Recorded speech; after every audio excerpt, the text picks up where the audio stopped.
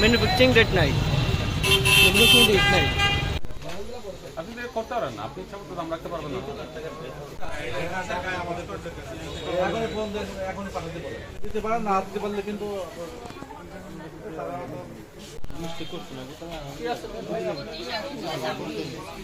কি হয়েছে এখানে হচ্ছে কি তারা এই যে মেড ইন চায়না লেখা বিভিন্ন ট্যাগ ব্যবহার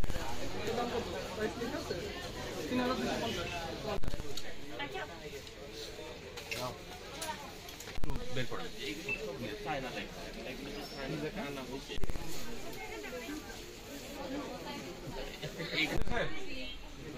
এদিকে একটু শুনেন, আপনি বিষয়টা বুঝতে পারছেন?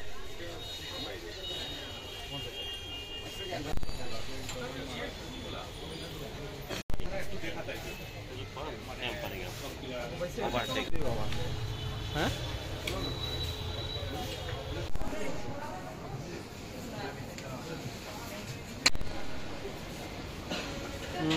এই একটা অফ করে দিই না।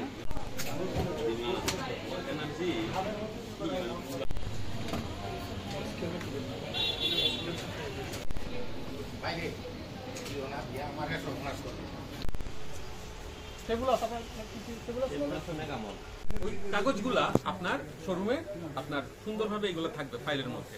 যখন মানে আমরা আসবো তখন আমাদেরকে আপনারা শো করবেন। এটা হচ্ছে সিস্টেম, তাই না? এটা তো মানেন আপনি, না মানেন না? এটা মানেন তো? এই যে আপনি বলছেন যে আপনি মানেন, এটা মানেন আপনি? হ্যাঁ,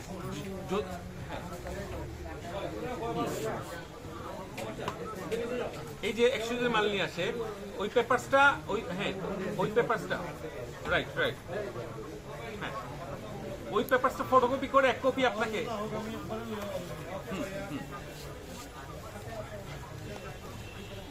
প্রোডাক্টটা আপনি চায়না থেকে আনছেন, তাই না?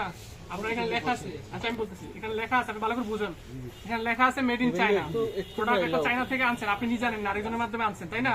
এখন আমি একটা কাগজ আপনাকে ধরিয়ে দিয়ে বললাম যে এটা বিদেশি প্রোডাক্ট, একটা জুতা ধরিয়ে দিলে বললাম বিদেশি প্রোডাক্ট, আপনি এটা বিদেশি প্রোডাক্ট বলে কাস্টমার কাছে বিক্রি করতেছেন, এটা তো হবে না।